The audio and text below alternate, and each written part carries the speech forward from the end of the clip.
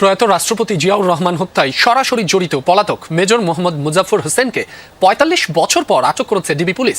অবশেষে ধরা পড়লেন শহীদ রাষ্ট্রপতি জিয়াউর রহমান হত্যার মূল পরিকল্পনাকারী এবং ঘাতক অবসরপ্রাপ্ত মেজর মুজাফফর হোসেন। দীর্ঘ ৪৫ বছর পর গত রাতে বনানী ডিওএইচএস থেকে তাকে গ্রেফতারের পর সেনাবাহিনীর কাছে হস্তান্তর করেছে ডিবি। আর এতদিন দেশে বিদেশে আত্মগোপনে ছিলেন ইতিহাসের জঘন্যতম এই হত্যাকাণ্ডের খলনায়ক মেজর মুজাফফর। মূল যে ঘটনা নেপথ্যে কারা ছিল, দেশের ষড়যন্ত্র কে করেছে বা বহির্বিশ্বের কোনো ষড়যন্ত্র ছিল কিনা, বা এই মুজাফফর কিভাবে এতদিন পালিয়ে থাকলো, কিভাবে বাংলাদেশে আসলো গেল, ডিওএইচএস এর মতো জায়গায় থাকলো, এগুলো তো উদ্ঘাটন করা দরকার বা ইতিহাসের যে অমীমাংসিত বিষয়গুলো তো উন্মোচিত হওয়া দরকার। সেক্ষেত্রে কোর্ট মার্শাল হলে কি সবগুলো উন্মোচিত হওয়ার সুযোগ আছে বা তৈরি হবে বলে আপনার কাছে মনে হয়? দেখেন, আসলে মানে এই যে প্রশ্নগুলি করলেন, কিভাবে কি হলো, কিভাবে গেল, কিভাবে থাকলো, কোন নাম ধারণ করলো, এগুলো তো একটা প্রশ্ন। কিন্তু একজন নাগরিক হিসেবে আমার মূল প্রশ্নটা হলো, যে বিচারটা হয়েছিল, বিচারটা কার আমলে হয়েছিল? এরশাদ সাহেবের আমলে হয়েছিল। বিএনপির সময় এরশাদ সেনাপ্রধান না, আগে তো এরশাদ সাহেব, আমরা এরশাদ সাহেবকে তো বিচারে কোনো আসামি করা হয় না। অনেকে তো এটাও বলেন যে এরশাদ সাহেব এই ঘটনার সঙ্গে জড়িত ছিলেন। ওই আলোচনাটা উঠতেছে, ওই আলোচনাটা উঠতেছে, আমার কথা খেয়াল করেন আপনি, ওই আলোচনাটা উঠতে হবে। তো এখন আমার কথা হলো কি, মুজাফফর সাহেবকে ধরা হয়েছে, ওকে ফাইন, তার শাস্তি সে পাবে। কিন্তু আমাদের মূল লক্ষ্যটা হবে আসলে এই ঘটনাটার পেছনে কলকাঠি কে নেড়েছিল, এটা হলো মূল ঘটনা। কারণটা কি দেখেন, প্রত্যেকটা ঘটনা, বড় ঘটনা যখন ঘটে, সেই ঘটনার পেছনে কিন্তু কিছুটা কারণ থাকে, দেশীয় কারণ থাকে, আন্তর্জাতিক কারণ থাকে। এই ঘটনাগুলি কিভাবে ঘটে এগুলি উদ্ঘাটিত হওয়া দরকার এবং এগুলিকে ডিক্লাসিফাইড করা দরকার। আমি মনে করি সাধারণ মানুষের জানা জরুরি যে তাদের রাষ্ট্রপতিকে, তাদের সরকার প্রধানকে এত সহজে কে মেরে ফেলছে, কেন মেরে ফেলছে, এগুলো উদ্ঘাটিত হওয়া দরকার। আমি বিচার করলাম, মুসলিমদিন মুজাফফর সাহেব আপনি ফাঁসিতে লটকাই দিলেন, আমরা হাততালি দিয়ে থাকবো, বাহ, একদিন পরে আমরা কাজ করছি। এটা তো আপনি করবেনই, এটা নিয়ে কিন্তু আমার কোনো বক্তব্য নাই। আমার বক্তব্য হলো, এর কাছ থেকে যতটুকু পারেন তথ্য আদায় করেন, আগে যতটুকু সম্ভব তার কাছ থেকে তথ্য আদায় করেন। এমন যদি এমনও হয় যে তাকে রাজশাহী বানানো যায় কিনা, আমাদের এখানে তো রাজশাহী বানানোর পদ্ধতি আছে, পুলিশ কনস্টেবলের ফাঁসি হয়, মৃত্যুদণ্ড হয়, আর আইজিপির 5 বছর হয়। এই ধরনের প্র্যাকটিস আমরা করি, তাই না? তো তাকে বানান না ভাই, ইনফরমেশনটা নেন, ঘটনা কি, কেন ঘটছিল, কারা ঘটিয়েছিল। আমরা অপরাধ বিজ্ঞানে কি পড়ি ভাই? অপরাধ বিজ্ঞানের মূল জিনিসটা হলো, যখন কোনো অপরাধ সংঘটিত হয়, প্রথমে তারা কি দেখে যে এই ঘটনার প্রেক্ষিতে বেনিফিশিয়ারি কে। তো তখন কি এই ঘটনার প্রেক্ষিতে বেনিফিশিয়ারিদেরকে সন্দেহের তালিকায় আনা হয়েছিল? আমার জন্য এটা খুব জরুরি। কিন্তু আপনি অনেকগুলো থিওরি আছে, কিন্তু সত্য মিথ্যা আমি বলতে পারবো না ভাই, অনেকগুলো থিওরি তো আছে। এ করেছে, সে করেছে, এ ছিল পেছনে, এ তাড়াহুড়া করেছে, এ মঞ্জুরকে কেন মেরে ফেলা হলো, মঞ্জুরকে কেন বাঁচিয়ে রাখা হলো না, নানা রকম থিওরি কিন্তু আছে। তো আমার কথাটা হলো সেই থিওরিগুলি নিয়ে আলোচনা করেন। যারা নাই, যে লোকটা মারা গেছে তার জন্য আহাজারি করে কোনো লাভ নাই। জীবিত একজন, যেমন রুশ ভাই বললেন, তো দুজন লোক আছে, দুজন লোকের সঙ্গে আলোচনা করেন, জানার চেষ্টা করেন ওনারা কি একদম মূল পয়েন্টে ছিল নাকি ওনারা একদম মানে আপনার এন্ড পয়েন্টে ছিল, ওনারা হয়তো কিছু জানেন না, এমনও হতে পারে, অর্ডার ফলো করতে হতেও পারে, আবার মূল ষড়যন্ত্রের সঙ্গেও ছিল, এমনও হতে পারে। তো এই তথ্যগুলি নেন, ওনারা কতটুকু জানতেন, কতটুকু জানেন, সেগুলো বের করতে হবে ভাই। ওরা করা কিচ্ছু নাই ভাই, ওনার বয়স এখন 72, 73 যাই হোক না কেন, হ্যাঁ, উনি তো আর অনন্তকাল বাঁচবেন না। ওনাকে আপনি 3 দিনের মধ্যে ফাঁসি দিয়ে দেন, তাতে আপনার কি লাভ? আপনি 3 মাস তার সঙ্গে আলোচনা করেন, তাতে আমাদের কি লাভ? আমি কিন্তু চাই যে প্রকৃত তথ্যটা যেভাবে করলে কিভাবে করতে হবে এটা আমি বলতে পারবো না। ওখানে গোয়েন্দা লোকজন আছেন যারা নাকি আপনার ইন্টারোগেট করবেন, তাদের একটা পদ্ধতি আছে, ওনারা ওনাদের মতো করে অগ্রসর হন। কিন্তু আমার কথা হলো যে একদম হারিয়ে ফেলা অবস্থা থেকে আমরা একটা সূত্র তো পেয়েছি যে এর মাধ্যমে আমি কিছুদের অগ্রসর হতে পারি। জিয়াউর রহমান হত্যাকাণ্ডের মূল কলকাঠি কে নেড়েছিল, কিভাবে কি করেছিল, এর সঙ্গে আন্তর্জাতিক কি ষড়যন্ত্র ছিল, জাতীয় কি ষড়যন্ত্র ছিল, এটা উদ্ঘাটনের আপনি একটা বলতে গেলে শেষ সুযোগ পেয়েছেন। এই সুযোগটা কাজে লাগান প্লিজ, কাজে লাগিয়ে জনগণকে জানান। আর এখন সম্ভব, এখন আমরা আশা করতেই পারি, এখন তো আওয়ামী লীগের সরকার নাই, এসব আমি গোপন করে ফেললাম, আমি জনগণকে জানতে দিতে চাই না, তা তো নাই। এখন তো বিএনপি সরকার আছে, বিএনপি সরকার এই বিষয়টা নিয়ে আমি মনে করি খুব সিরিয়াসলি দেখবে। এবং আমার দাবি, আমি মুজাফফরকে চিনি না, আমার দাবি হলো আমি জিয়াউর রহমানকে চিনি, এবং জিয়াউর রহমানকে কেন মরতে হলো ভাই, এটা একটু ডিসক্লোজ করেন। জি রুজ ভাই, এই সুযোগটা আসলে সরকার কিভাবে কাজে লাগাতে পারে? এটাই সবচেয়ে বড় কথা, যেটা আমি জানতে পারছি। যে একটা মজার তথ্য দিই আপনাদেরকে, জিয়াউর রহমান শহীদ হওয়ার পরে যে বিচারটা জেনারেল এরশাদ মানে সেনাপ্রধান হিসাবে আপনার করেছিলেন, ওটাকে বলা হয় আর্মিতে ফিল্ড জেনারেল কোর্ট মার্শাল, হ্যাঁ, FGCM। এখন এই বিচার বা যে কোর্ট অফ ইনকোয়ারি যেটা হয়েছিল, তো সেনা আইনের মধ্যে হয়। এটা কিন্তু জিয়াউর রহমান হত্যাকাণ্ডের জন্য হয়নি, তারা বিচারটা করেছিলেন মিউটিনির জন্য, অভ্যুত্থানের জন্য। আপনার মজার ব্যাপার কিন্তু এটা, এই বিষয়টা একজন জেনারেল, উনি এখনো জীবিত আছেন, উনি আমাকে আজকে সকালে বলেছেন যে বেগম জিয়া যখন ক্ষমতায় আসলো 1991 সালে, তাকে যখন জেনারেল আইনুদ্দিন উনি মারা গেছেন, মুক্তিযোদ্ধা একজন, তো উনি ডিফেন্ডিং অফিসার ছিল এই বিচারে। উনি এবং ওই জেনারেল সাহেবরা যখন গিয়ে বেগম জিয়াকে এই বিষয়টা বলছিল, তখন বেগম জিয়া অবাক হয়ে গেছিলেন যে এই বিষয়টা কি এভাবে বিচার করা হয়নি। এই যে মাসুদ ভাই বললেন যে আসলে এগুলো লাভবান হয়েছে কারা, এই যে মিসিং লিঙ্কগুলা। এখন ধরেন আমরা ওই মেজর মঈনকে পাবো না, উনি কানাডায় বসে আছেন, উনি আর এখন আসবেন না। একজনকে তো পাওয়া গেছে, আর বাকিরা তো নাই, সবাই তো মারা গেছে, ফাঁসিতে ঝুলানো হয়েছে বা চলে গেছেন। এখন এইটার মাধ্যমে এইটাকে খুঁজে বের করতে হবে যে ওই সময় সময় জেনারেল মঞ্জুরকে যখন নিয়ে আসা হলো, নিয়ে আসার পরে আপনার বলা হচ্ছিল মানে তদানীন্তন মানে সেনা কর্তৃপক্ষ বলছিল যে উত্তেজিত সৈনিকরা তাকে হত্যা করেছে, তাই তো? আচ্ছা, এখন আপনি সে সময় যে চট্টগ্রামের ডিসি ছিলেন জিয়াউদ্দিন সাহেব, জিয়াউদ্দিন চৌধুরী, উনি এখনো বেঁচে আছেন, নিউ ইয়র্কে থাকেন। উনি একটা চমৎকার বই লিখেছেন। ওই বইটার মধ্যে আমি বেশ কয়েকটা বই আছে, যে বইগুলোর মধ্যে এই তথ্যগুলো পাওয়া যায়। তার মধ্যে আরেকটা বই আছে মেজর রফিক পিএসসি, উনি একজন মুক্তিযোদ্ধা, উনি কিন্তু মানে যিনি আওয়ামী লীগের নেতা ছিলেন ওই মেজর রফিক না।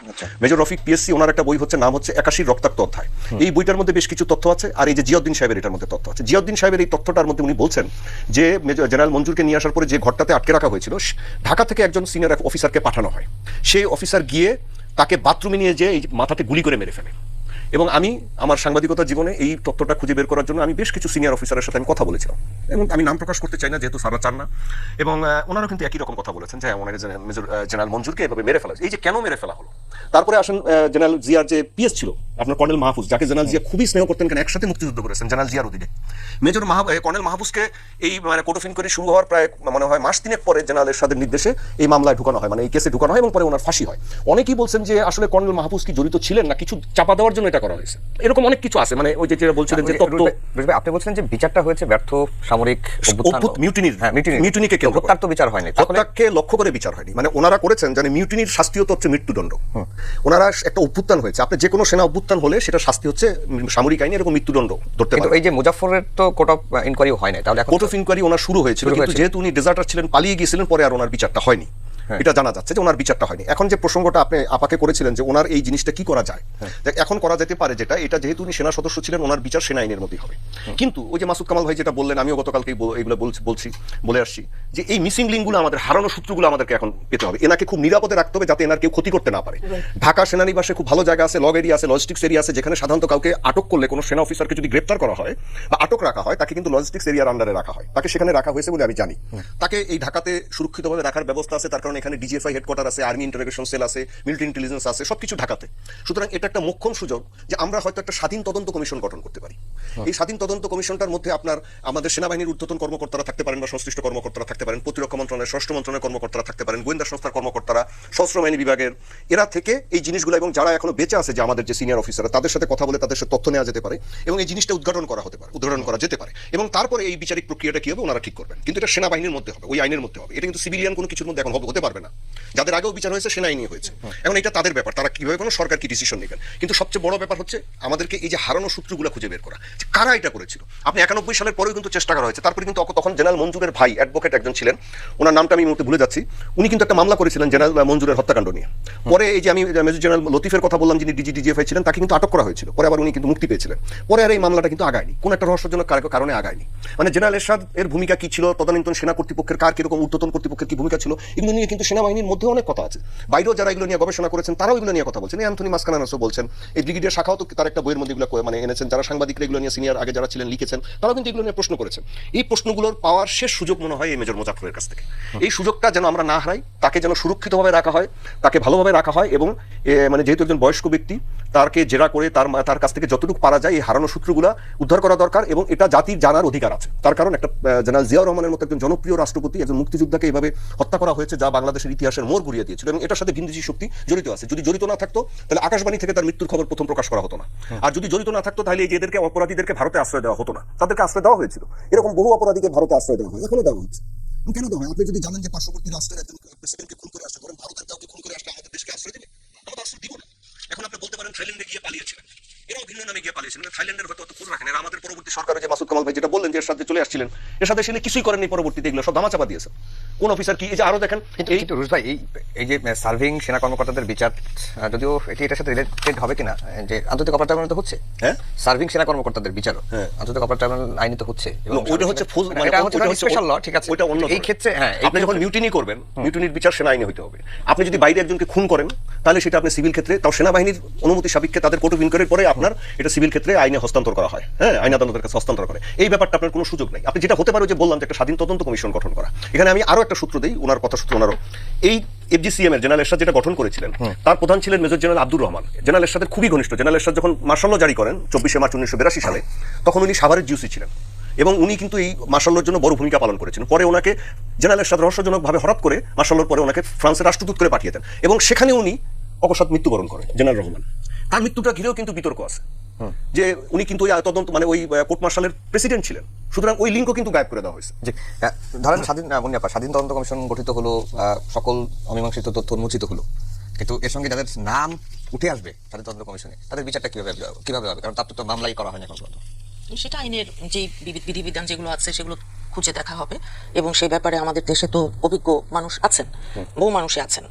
এখন বিষয় সেটা না, আপনি যেটা বললেন যে সামরিক বাহিনীর কারো কারো বিচার তো আইসিটি আমাদের যে ইন্টারন্যাশনাল ট্রাইব্যুনাল সেখানেও হচ্ছে, কিন্তু সেই অপরাধগুলো হচ্ছে মানবতা বিরোধী অপরাধ, মানবতা বিরোধী অপরাধের মতন অপরাধ, যেটাকে গুম, যেটা বিভিন্ন রকম ভাবে খুন, বিচার বহির্ভূত হত্যাকাণ্ড কিংবা অন্যান্য যে সমস্ত অত্যন্ত নির্মম যে অপরাধগুলোর সাথে জড়িয়ে আছে। তো এটার সাথে এটা এক করা যাবে না, দুটো সম্পূর্ণ ভিন্ন।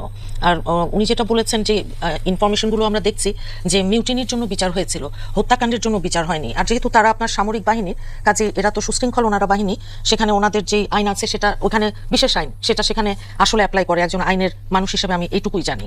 এখন দেখেন যে শহীদ প্রেসিডেন্ট জিয়া রহমানের হত্যাকাণ্ডের পর আমাদের দেশের ইতিহাসের বৃহত্তম আর আলোচিত যে কোর্ট মার্শাল, সেই সময় এটা কিন্তু সামরিক আদালতেই অনুষ্ঠিত হয়েছিল, সামরিক আদালতে, কোনো সিভিল কোর্টে না, সেটা কোনো সুযোগ ছিল না। ওই ঘটনার বিচার সাধারণ আদালতে না হয়ে সেনা আইনের অধীনে সামরিক আদালতেই আপনার আদালতে অনুষ্ঠিত হয়েছিল। এখন সেখানে যে জিনিসগুলো তারা ওই সময় বিবেচনায় নিয়েছিল, তড়িৎ বিচার, সামরিক যে ট্রাইব্যুনাল, যে হত্যাকাণ্ডের পর তৎকালীন সেনাবাহিনীতে বিদ্রোহ যে কথাটা এসছে, যে সেই কারণেই একটা বিশেষ সামরিক ট্রাইব্যুনাল গঠন করা হয়েছিল, এবং সামরিক আদালতে অত্যন্ত দ্রুততার সঙ্গে এই যে বিচার এগুলো করা হয়ে থাকে। আর এই কোর্ট মার্শালের মাধ্যমে মোট 18 জন সেনা কর্মকর্তাকে অভিযুক্ত করা হয়েছিল। তখনকার সময়ের কথা বলছি। বিচার শেষে সামরিক আদালতে রায় যেটা ঘোষণা করা হয়েছিল, সেখানে 13 জন সেনা কর্মকর্তার মৃত্যুদণ্ড, তাদের মধ্যে কারো কারো নাম বলা হয়েছে। আর অন্যান্য মামলার আসামি যারা ক্যাপ্টেন মসলিউদ্দিন সহ বাকি যারা কর্মকর্তা ছিলেন তাদের বিভিন্ন মেয়াদে আপনার কারাদণ্ড দেওয়া হয়েছিল। পলাতক আসামি বর্তমান এখন যার কথা আমরা বলছি যে বলা হচ্ছে পরিকল্পনাকারী, গুলি বর্ষণকারী মেজর অবসরপ্রাপ্ত মোজাফফর হোসেন, উনি এবং মেজর SM খালেদ ঘটনার পর থেকেই দীর্ঘ 45 বছর কম বেশি সময় তারা পলাতক ছিলেন। এখন 2026 এর মধ্যে যে তারা ধরা পড়েছে মধ্যরাতে 15ই জুলাই, সেখানে দেখা যাচ্ছে যে এনার কাছ থেকে সত্য অনুসন্ধান বলি আমরা, মূল যেই মিসিং যেই লিঙ্কগুলো আছে সেটাই বলি, চোখে দেখা সাক্ষী সেটা একটা জিনিস, চোখে দেখা সাক্ষী, এবং আরো সার্কামস্টেন্সিয়াল এভিডেন্স যেগুলো, সেগুলো আপনার ভিন্ন আরেকটা জিনিস। এখন যেহেতু ওনাকে বলা হচ্ছে এবং যা সবখানে দেখা যাচ্ছে উনি উপস্থিত ছিলেন সেই দিন, সেই ঘটনায় 1981 সনের সেই দিনে, কাজেই এখন উনি যদি চাক্ষুষ সাক্ষী আই উইটনেস হয়ে থাকেন, এটা তো অত্যন্ত গুরুত্বপূর্ণ, যেটা আমাদের ওনারা দুজনই একদম সঠিকভাবে বলেছেন যে আসলে ওনাকে এখন এমনভাবে রাখতে হবে যেন উনি খুব ভালোভাবে সমস্ত জিনিস, যে কথাগুলো আছে, তথ্য এবং প্রমাণ যেগুলো আছে, ওনার নলেজ যেগুলো আছে, কারণ উনি তো সম্পূর্ণ সুস্থ মস্তিষ্কের একজন মানুষ, কাজেই ওনার ওই ষড়যন্ত্র তথ্য যারা কে মিলেছিলেন, আন্তর্জাতিক ষড়যন্ত্র কিংবা জাতীয় পর্যায়ে যে ষড়যন্ত্রগুলো হয়েছিল, তো সেগুলো সম্পর্কে ওনার সম্যক ধারণা আছে বলে মনে করছি, কারণ যেহেতু ওনার উপস্থিতি ছিল, এবং সেই সাথে এই যে একটা আমাদের পাশের দেশের আশ্রয়ের যে ব্যাপার আছে সেটার সাথে আন্তর্জাতিক যেই শব্দটা আছে, এবং অন্যান্য এরশাদ সাহেবের কথা যেরকম আমরা ছোটবেলা থেকে শুনে আসছি ওই ঘটনার পরিপ্রেক্ষিতে, কাজেই আমরা মনে করি যে এটার সত্যিকারের অর্থেই তদন্ত, সত্য অনুসন্ধানের মাধ্যমে আমাদের বাংলাদেশের অত্যন্ত জনপ্রিয় একজন রাষ্ট্রনায়ক হিসেবে উনি মহান স্বাধীনতার ঘোষকই শুধু ছিলেন না, উনি তো একজন সেক্টর কমান্ডার, জেড ফোর্সের প্রধান, সম্মুখ সমরের বীর মুক্তিযোদ্ধা। কাজেই উনি যখন আমাদের দেশটাকে নেতৃত্ব দিচ্ছিলেন সঠিক একটা পর্যায়ে আনবার জন্য, সেই সময় ওনার এই নির্মম হত্যাকাণ্ডটা কেন ঘটেছিল, কারা ঘটিয়েছিল, কিসের জন্য ওনাকে জীবন দিতে হয়েছিল, এগুলো জানবার অধিকার আমি মনে করি বাংলাদেশের এগুলো জানার অধিকার বাংলাদেশ 18 কোটি মানুষের আছে।